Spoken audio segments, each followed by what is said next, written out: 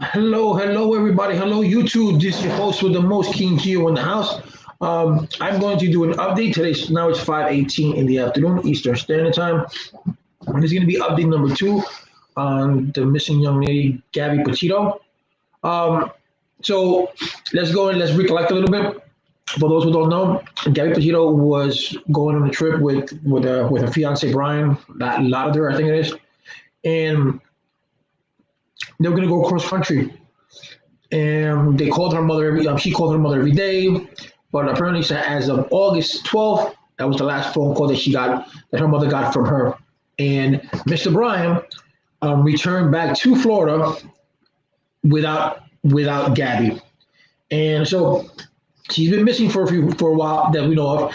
What we do know for a fact is that there is a report where police say that there was an incident where both of them they were both arguing, and there was a physical altercation, but there was no proof that there wasn't enough proof to charge any of them. And now, as of maybe 45 minutes ago, I don't know why this didn't come out before. It says that Gabby's boyfriend is the person of interest, which the person of interest, he should have been the person of interest a long time ago, Mr. Laundrie. Okay. So it says here, cops review Peter Laundrie fought a month. Cops review Petito and Laundrie fought a month before she was disappeared. Gabby Petito and her boyfriend scuffed near a Utah National Park last month, telling police that tensions between the two have been building over the last few days, according to police records. It's from the New York Post. According to police records.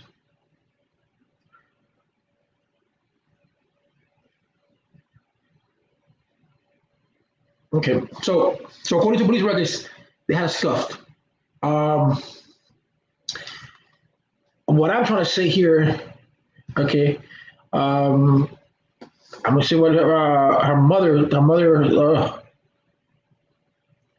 There is surveillance. Surveillance footage is being reviewed for any trace of missing Long Island native Gabby Petito from a stop in Utah and her cross-country road trip to the west. Petito's often document her travels, which is true that she was always on YouTube. You can see that.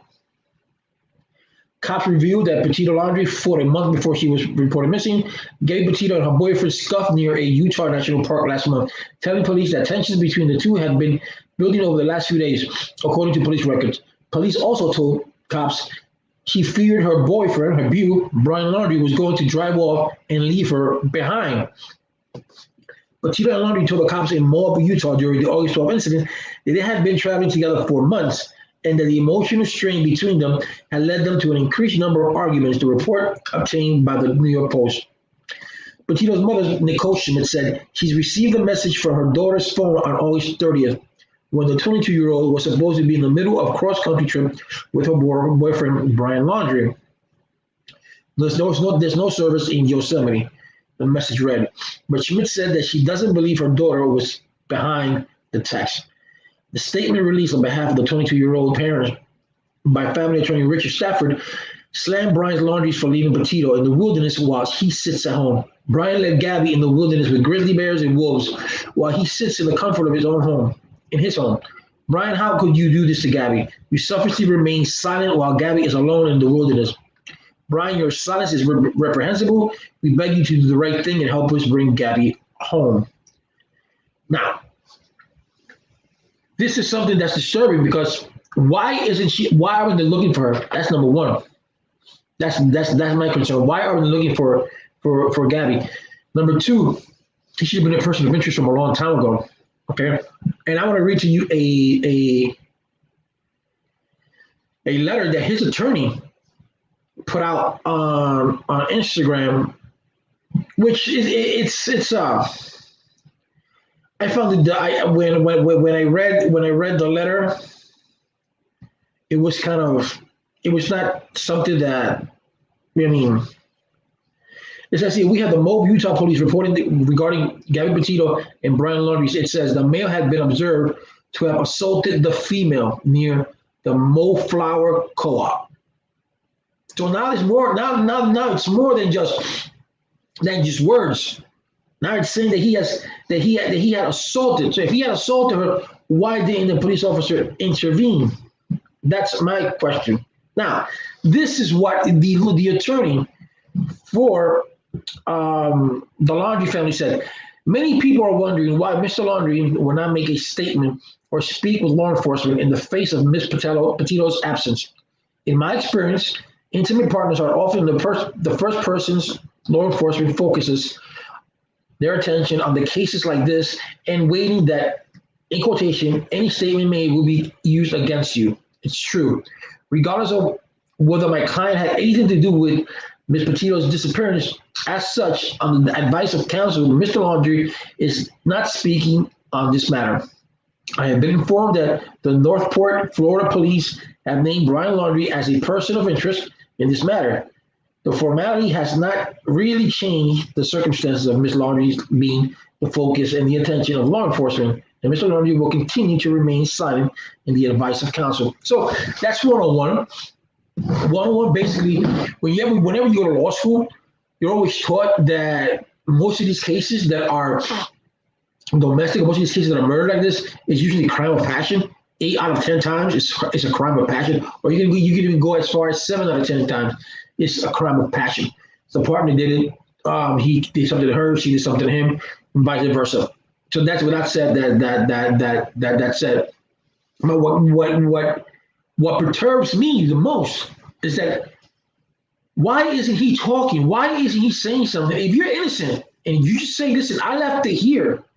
This is where I last left. This is what I did. We argued, and I left it here because I was tired of a BS." Whatever the case you want to say, then it's okay, fine, because she's an adult.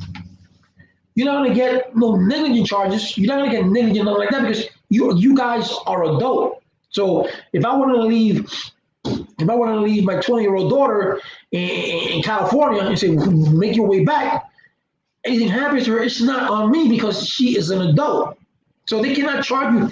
They cannot say negligence. They cannot negligence homicide. They cannot do that. But if you might think, if you have nothing to do with it, just speak up, say something. Don't stay numb. Don't stay shut. Drinking water, Kinji, always drink water.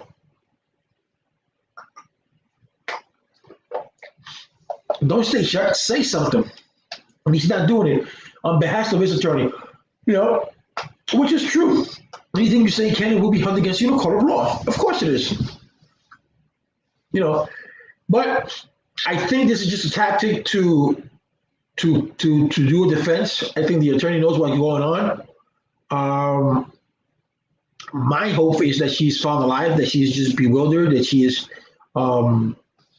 disoriented. I don't know where they were at. I don't know what conditions were at, whether her phone is active or not active. You can always pin the phone with its last location. The company can do that. Stuff like that, but not to say anything. It makes you look guilty, period. It makes you look guilty, period. And there's a lot of backlashes here on social media.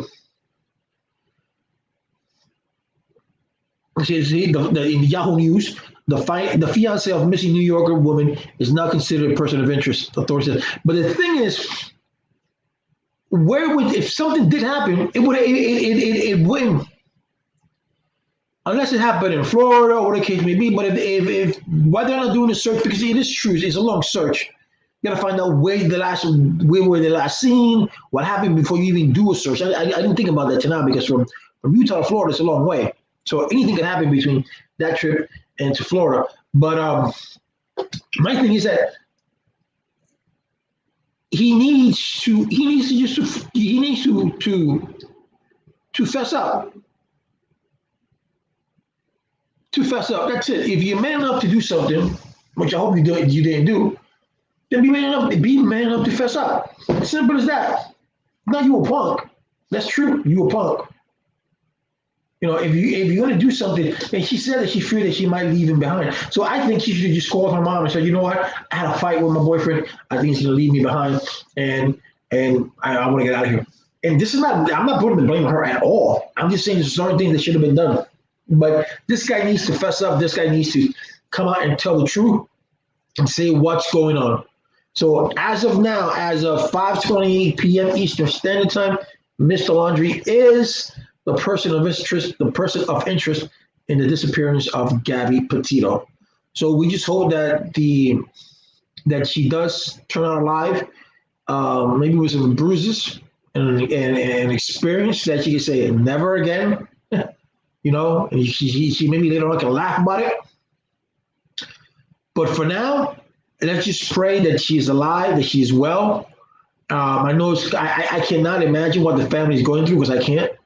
But hopefully, I know that God's with them, and God takes perseverance over everything. So I just hope that she's found alive, that she's good, that somewhere along from Utah all the way down to Florida, she has contacted someone, or she's going to contact someone, and someone's going to let us know. I mean, from August to now, it seems like a long time, and she hasn't responded since August. What has happened? I mean, there's a lot of what happened. I don't want to get into the scenario that. Let's just first focus on finding Gabby. Let's first find Gabby, and once we find Gabby, and then we can go into the semantics of other things. But for now, let's focus our prayers on Gabby. Let's focus our prayers that she is found, and who knows, she's probably in the arms of another man better than Brian. That's just a joke, just make people laugh. But who knows? But let's just hope that she's okay. Let's just hope that she's doing great. Let's just pray. All right.